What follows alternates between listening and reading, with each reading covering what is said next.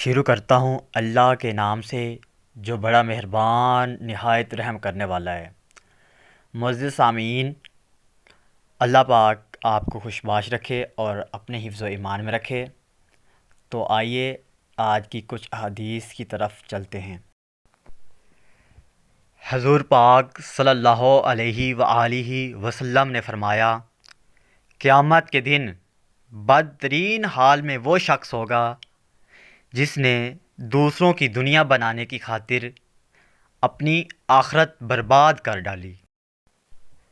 نبی کریم صلی اللہ علیہ وآلہ وسلم نے ارشاد فرمایا، قل هو اللہ کی محبت تجھ کو جنت میں داخل کرے گی۔ سبحان اللہ۔ رسول اللہ صلی اللہ علیہ وآلہ وسلم نے ارشاد فرمایا، کسی نے نیکی کی نیت کی لیکن اس نیکی کا وقوع نہیں ہوا تب بھی ایک نیکی لکھ دی جاتی ہے۔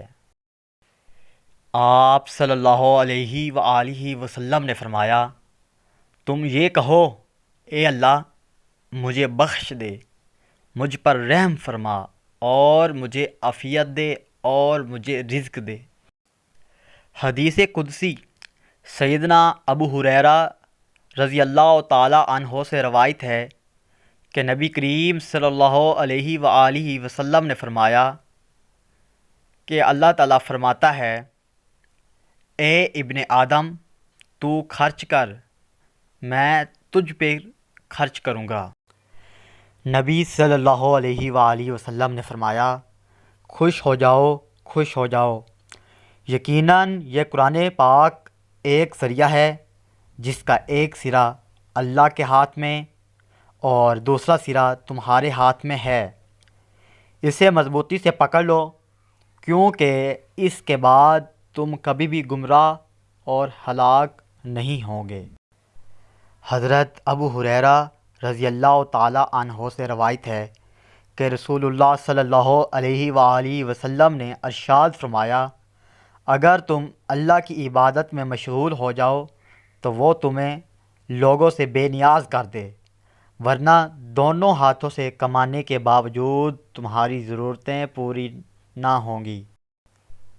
حضرت ثوبان رضی اللہ تعالی عنہ بیان کرتے ہیں، رسول اللہ صلی اللہ علیہ وآلہ وسلم نے فرمایا، جو شخص اس حال میں فوت ہو کہ وہ قبر و خیانت اور قرض سے بری ہو تو وہ جنت میں داخل ہوگا۔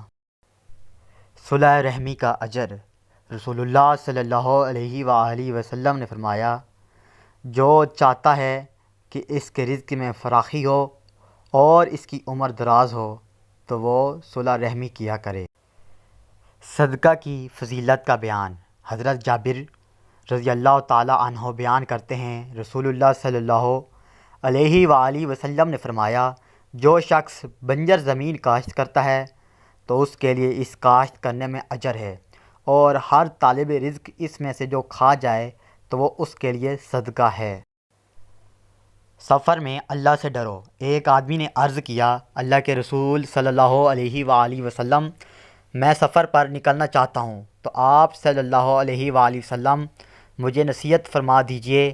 آپ صلی اللہ علیہ وآلہ وسلم نے فرمایا، میں تجھے اللہ کا تقوی اختیار کرنے کی نصیحت کرتا ہوں، اور یہ کہ جب بلندی پر چڑھو تو اللہ اکبر کہتے رہو۔ رسول اللہ صلی اللہ علیہ وآلہ وسلم نے فرمایا، رسول اللہ صلی اللہ علیہ وآلہ وسلم کے زمانہ میں سورج گرہن اس دن لگا جس دن آپ صلی اللہ علیہ وآلہ وسلم کے صاحبزادے حضرت ابراہیم کا انتقال ہوا۔